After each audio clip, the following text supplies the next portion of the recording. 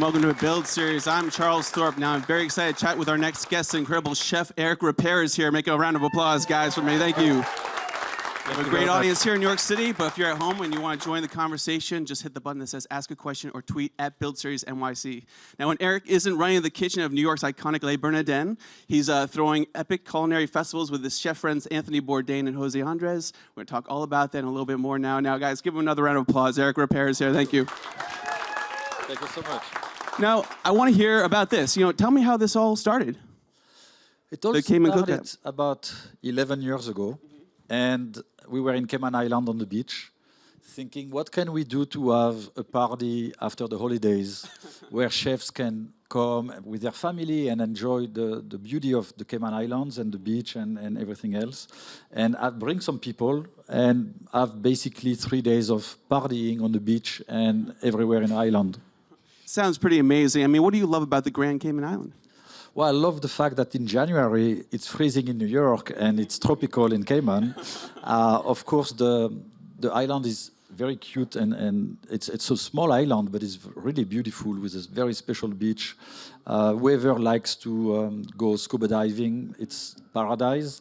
The island has a lot to offer in terms of food as well, because it's a real food culture on that island. And I love going there. I have also a restaurant called Blue by Eric Ripert, and I like to go visit the place from time to time. And January is a good time for me to do. And check out the sort of foods that are out there. I mean, what kind of stuff can people find on the island?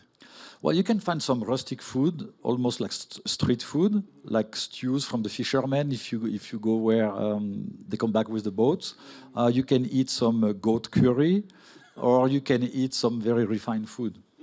I mean, talk about these friends that you invite, Anthony and obviously Jose Andres. I mean, how did you coax them to come to the island? Obviously, it's not that difficult.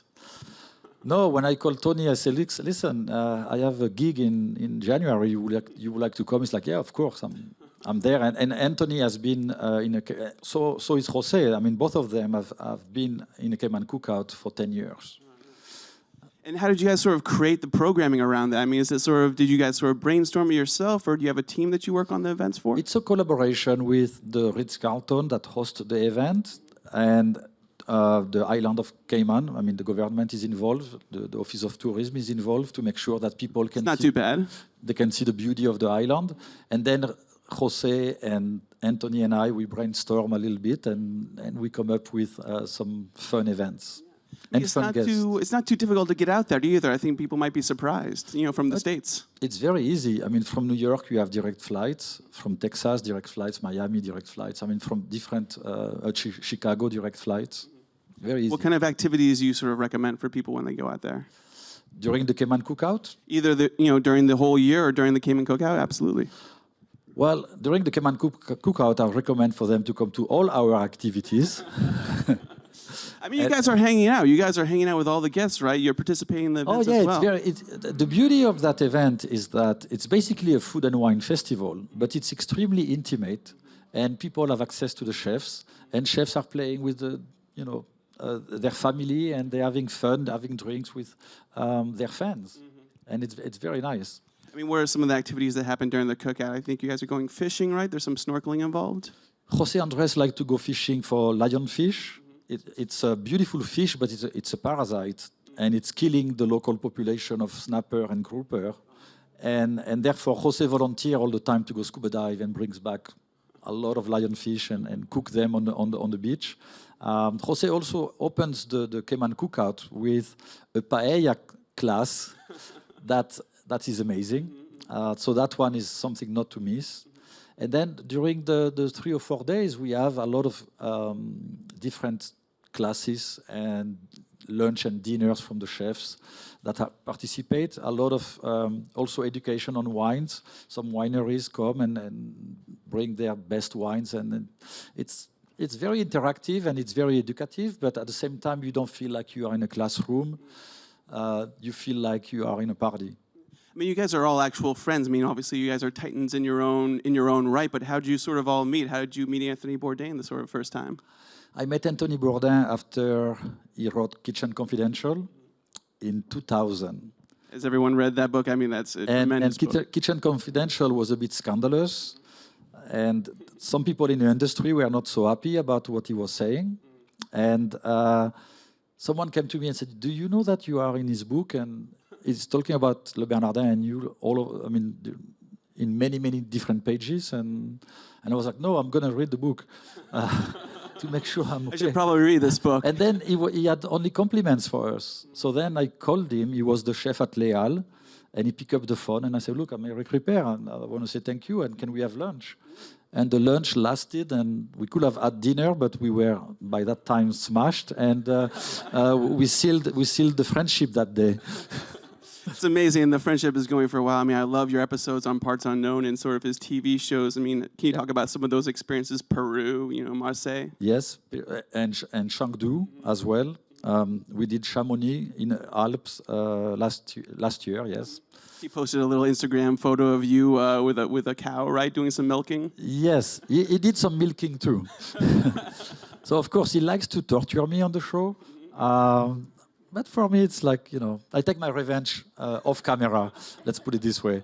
Can you tell us about the China episode? I mean, obviously, he was doing some spicy foods, which you were suffering through a little bit there. Yes.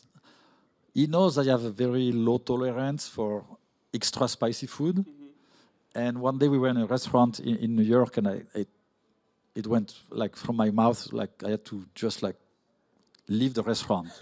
And suddenly I saw in his eyes like excitement. And it gave him the idea to take me to Chengdu, which is the capital of the Sichuan province, which has the spiciest food on the planet. And of course, I almost died there. Yeah. I heard he let you off a little bit, right? You guys went to a couple other restaurants out there in China as well, right? Well, he had to because I couldn't do it any longer. Did you enjoy? I mean, talk about Peru. That was sort of your idea, right? That you brought him on the chocolate. Yes, for the chocolate, because we find some farmers in the mountains, in the jungle, basically, in the north of Peru, close to Ecuador, and I wanted to share with Anthony the experience of what is going on over there. And we find those trees that were very unique. It was only 20 trees in the planet with a very special cacao pod that has a very specific taste. And I wanted Anthony to experience that. So he was good sport and came with me and we went to Peru. I mean, it must be one of the amazing parts of being a chef for such a top-notch restaurant, going out there and finding ingredients. I mean, have there been any other trips recently that you've found a new ingredient that you're trying to incorporate maybe to a dish at the restaurant? That's the story of my life. When I don't travel, I am in New York, and as you know, New York is a melting pot, and we see so many different ingredients everywhere, depending on where we go, of course, and it's true inspiration. What's your new favorite ingredient to work with right now? A new one, wow. Lately, I'm exploring seaweed. And I ate a lot of bad seaweed. I don't know if I would be able to tell between good and bad seaweed. I mean, what's bad seaweed taste like? Bad seaweed is when you put it in the mouth and you're like, and you're looking for somewhere to spit it. And good seaweed, it's when it has a nice flavor. And I mean, your taste buds don't lie. It's good and bad.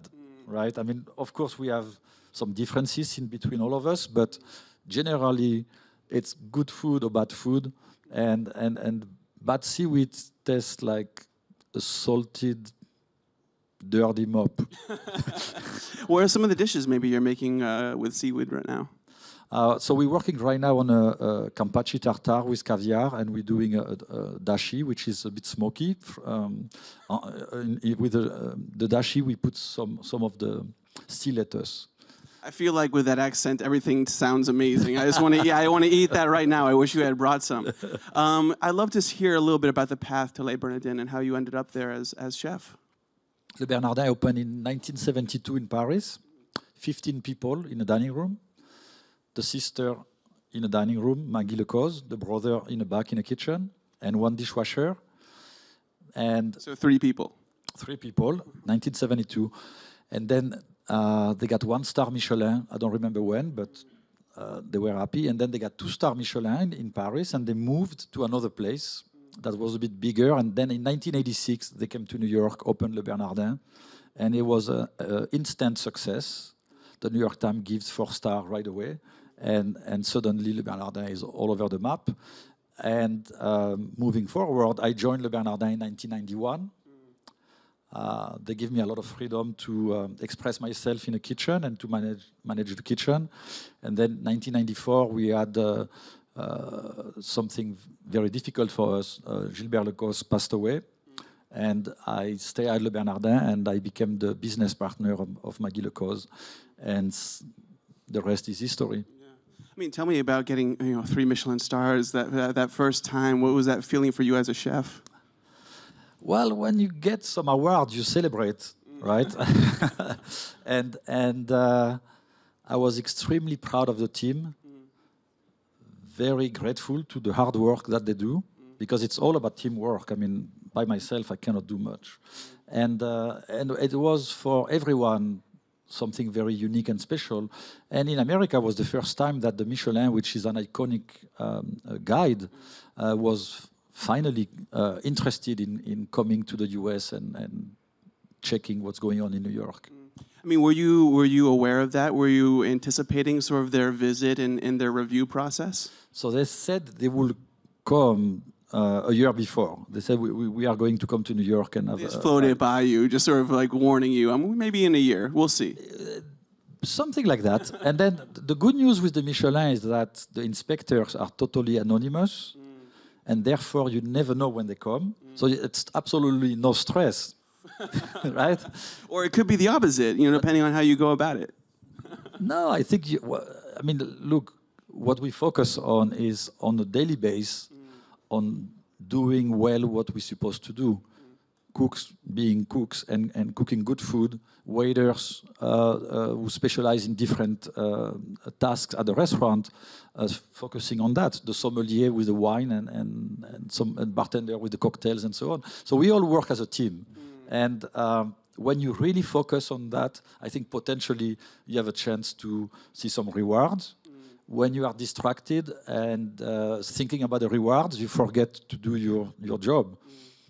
What started your passion with cooking? How did that whole journey start?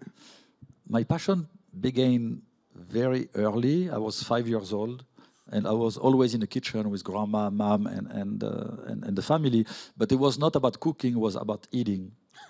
And I was basically a cookie monster, and I love being in the kitchen.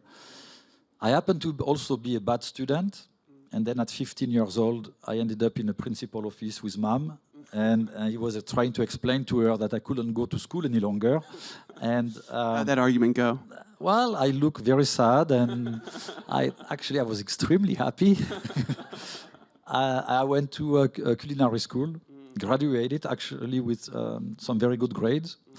And then wrote a letter to the best restaurants in France at the time. They were the 3 Michelin. There were 18.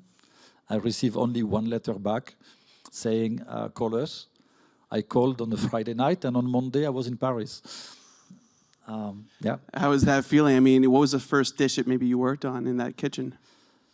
I didn't really work on many dishes. I was basically helping the chef of the fish station to be ready for lunch. And I basically sabotaged everything that he was doing that morning. And I'm still amazed that I didn't get fired. Well, I guess they're glad they didn't fire you now. I mean, tell me sort of the work that you put into it. I can imagine it was late hours. I mean, being a chef back then. Yes, a lot of hours. We were working in La Tour d'Argent. I was that's where I began.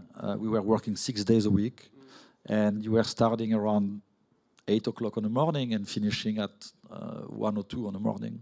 I mean, to go from there to being, on television and on YouTube and that sort of thing. Avec Eric was a great series that you had. I mean, tell me about sort of the change, that people sort of saw chefs, in the kitchen, and then now, on television, someone like Anthony Bourdain, Sure. Observing that. What's your feeling towards that? I'm happy. Yeah. I mean, look, we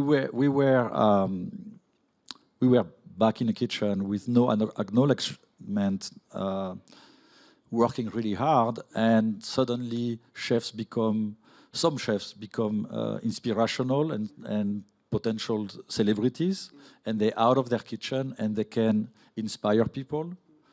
and go back to their kitchen with their experience from the outside world. And I think it's a win-win. I mean, I'm biased, of course, but I love the idea of having chefs on television, or having chefs like with you and talking and expressing themselves and like I said, sharing their ideas and being inspirational. Absolutely. Someone like Jose Andres, who did this great journey to Puerto Rico, right? Yes. To help the people out there. I mean, you guys used to throw an event at Puerto Rico as well. I mean, can you talk about the island a little bit? Yes, so the island of Puerto Rico has been tremendously damaged by the hurricane, and it has been very difficult to recover from this hurricane for many reasons. But Jose Andres didn't care about politics. He didn't care about anything but delivering food to people who need food at that moment.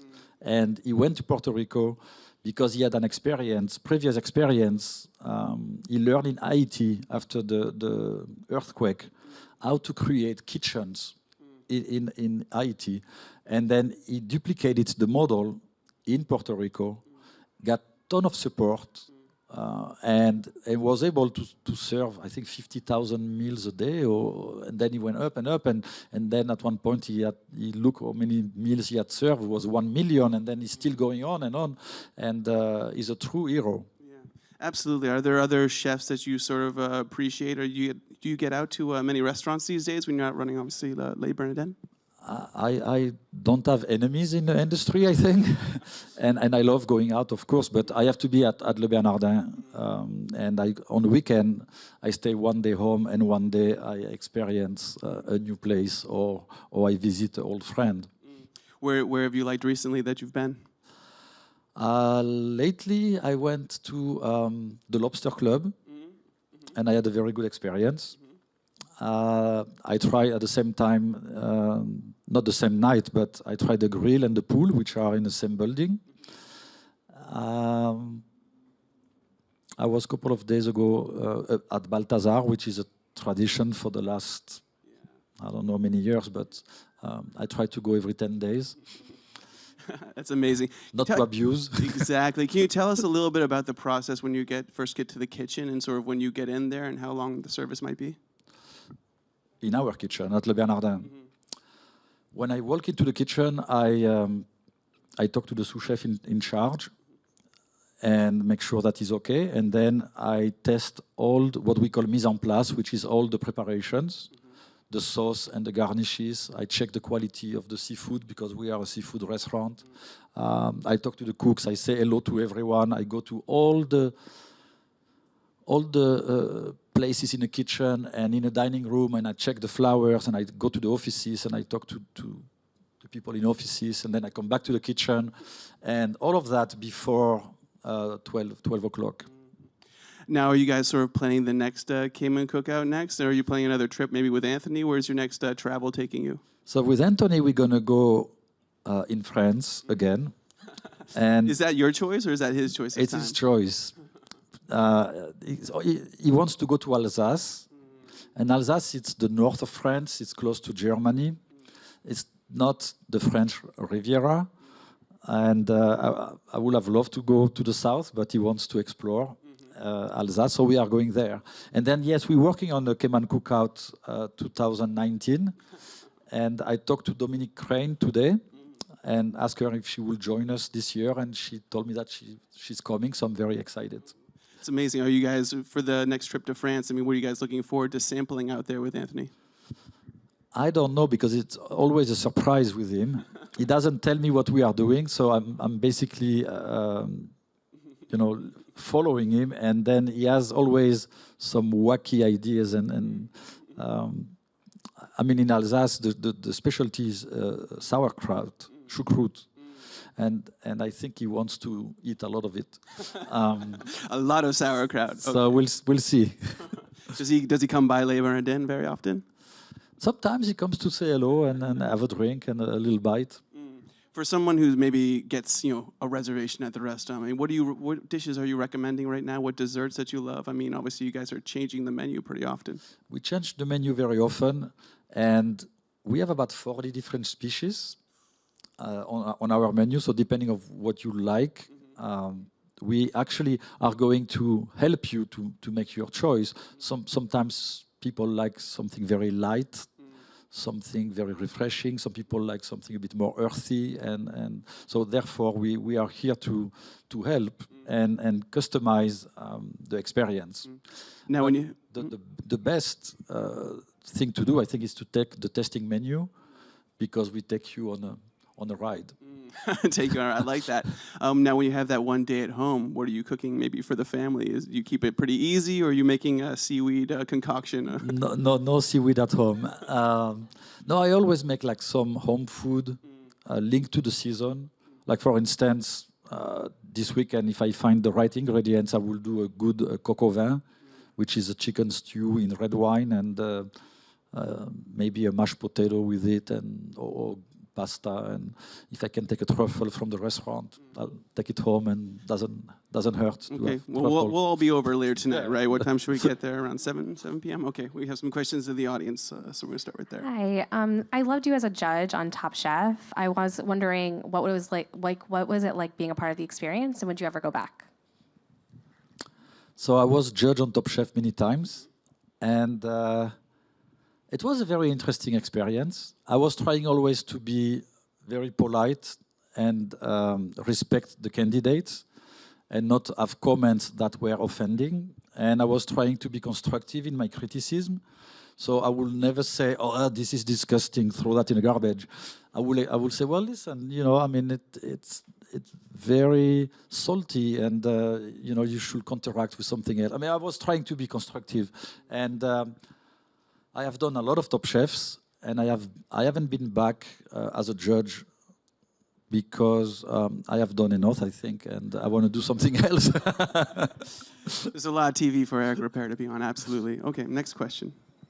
Hi, Eric. My name's Karen, and it's such a pleasure to see you in person, because I followed you over the years on all the TV shows and had the privilege of dining at Le Bernardin last spring, and it was a fantastic experience. Thank you very much. She said it very well, too, absolutely. Do you grade people on how they say the name of the restaurant? No, we don't do that. So my question is one of the shows that I loved that you did was an episode of Chef's Table with the monastic Korean chef. And you talked a lot about your Buddhist practice there, and it was such a beautiful episode, one of my favorites. So I'm curious to know how your practice has influenced your cuisine. Sure. So you're referring to John Kwan, who's a Buddhist nun in Korea, and I wanted to study temple food, and I went to Korea a couple of times to study with her and learn the philosophy and learn also the techniques. And then Chef's Table did a beautiful documentary on her as well. And I do that on my private time, and I practice also the philosophy and the religion of Buddhism. However, when I go back to Le Bernardin, I try to bring the positive influence that I receive from that philosophy into a secular message to the team. In terms of cooking, temple food is a vegan diet. Le Bernardin is a seafood restaurant. So I have a hard time to reconcile what I'm doing in the temples with the nuns and what we do on a daily basis at Le Bernardin.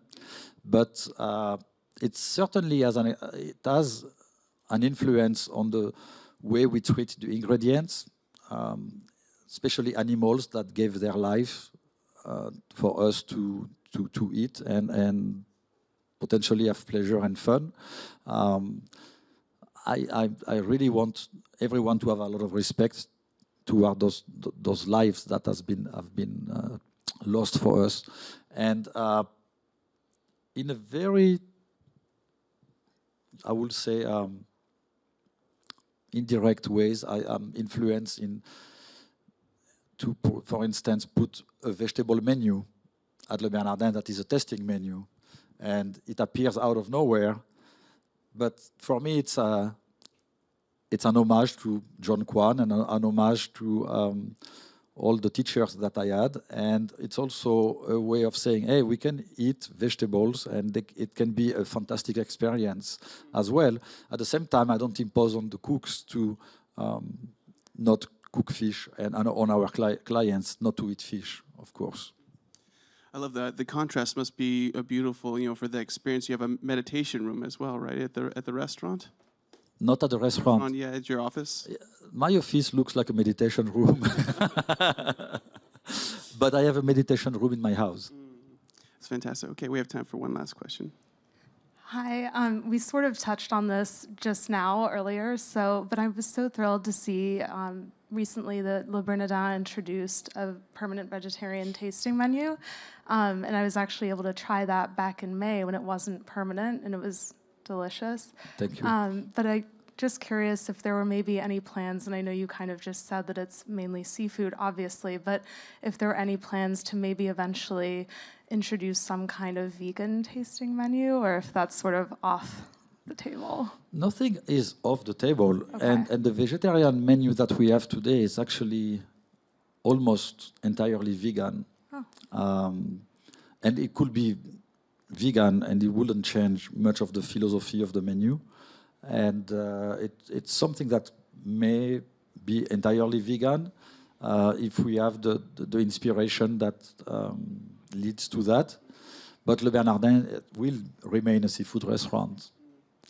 But of course, I like the idea of offering options to the clients, and I like for clients who are vegetarian or vegan to be able to come to Le Bernardin and have that special experience, Le Bernardin experience.